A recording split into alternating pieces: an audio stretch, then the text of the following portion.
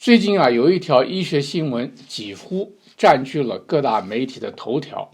那就是间歇性的断食会把心脏病死亡的风险增加到91%，听起来非常的惊人，这完全颠覆了我们过去讲的间歇性断食对健康有好处的说法。显然这样的矛盾的信息啊，对公众来讲是很困惑的。今天呢，我们就来深入探讨一下间歇性断食对我们健康的影响。健康是我们最大的财富，让我们一起管好它。我是杨医师。首先我们来说说这个间歇性断食这个概念啊，实际上呢，更准确的说，它应该叫做时间限制性进食 （time restricted eating）。它是什么意思呢？就是把进食的时间限制在一个时间段内，比如说8小时之内这就是我们说的168断食，或者4小时之内，那就是我们说的204断食那么还有呢，12小时或者16小时之内，那么就是正常的1日3餐。当然还有的人每隔2个小时吃点东西，也是少吃多餐。所以这些呢，就构成了不同形式的进食方式。间歇性的断食它实际上是近几年来才开始流行的一个概念。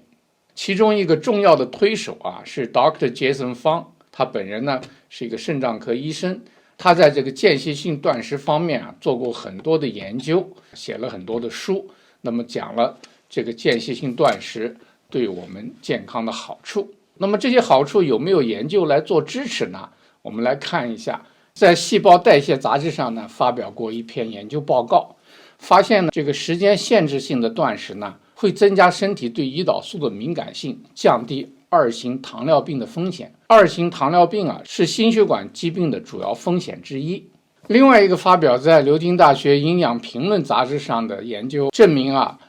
这个时间限制性的断食呢可以减少身体的炎症反应，而炎症呢是血管动脉粥样硬化的一个基础。而这样一个效果呢，很可能是因为时间限制性的断食通过改善肠道的健康减少脂肪组织和调节免疫功能来达到的这样一个效果。在这个临床类分泌和代谢杂志上呢，他们把很多的类似的研究综合起来进行统一的数据分析，得出的结论是呢，时间限制性的断食是能够减少体重的，能够改善肥胖的问题同时呢改善体重和脂肪的比例。那么这2个因素呢，也都是心血管疾病的风险因素。那么还有一些研究证明时间限制性的进食可以改善血液的胆固醇的指标。不管怎么样吧，这些正式发表的经过专家评审的研究呢都得出了对时间限制性断食非常有利的证据。那么我们很多朋友包括我本人在做168断食的时候呢，也明显的感到它在控制体重和改善代谢方面的好处。但是现在的这篇文章，特别是新闻媒体的头条，是不是要颠覆我们这样一个认知呢？那我们就来看看这个研究到底得出了什么样的结论，它为什么有这么大的影响力，那么专家们又是怎么说的。首先它产生这个影响力是因为这个研究是由美国心脏病学会作为一个新闻发布稿发布的。美国心脏病学会当然是一个很权威的专业机构，它发表了这样一个东西呢，自然就引起了各大媒体的关注。但是这个研究呢，它并不是一个正式发表了的研究，而是在心脏病联会上的一个强报提供的一个研究的摘要。换句话说，这篇研究呢还没有经过专家们的评审，也没有正式被发表，但是呢就已经覆盖了各大媒体的头条。为什么呢？就是因为他得出了这样3个结论。大家现在看到的就是美国心脏病学会在网站上做的新闻发布大家可以看到写得很清楚，8小时时间限制性的进食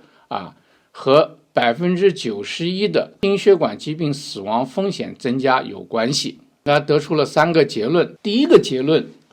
就是每天把进食时间限制在8小时之内的人，他患心脏病导致死亡的风险增加到91%，哇，这是个很惊人的数字。第二个呢，如果你已经有了心脏病和癌症，你如果每天进食的时间限制在10个小时之内的话，你的死亡风险也会增加。第三个结论呢，就是说这种时间限制性的进食对我们的健康并没有好处，也不会增加人的寿命。这三个结论是怎么得来的呢？首先呢，这个结论呢，它来自于从2003年到2018年期间，美国疾病控制中心关于疾病和营养的一个调查报告来得出的结论。其实我们知道，在2008年到2013年之间，这个时间限制性断食这个概念在社会上还没有。换句话说，在这之前只在8小时之内吃饭的人，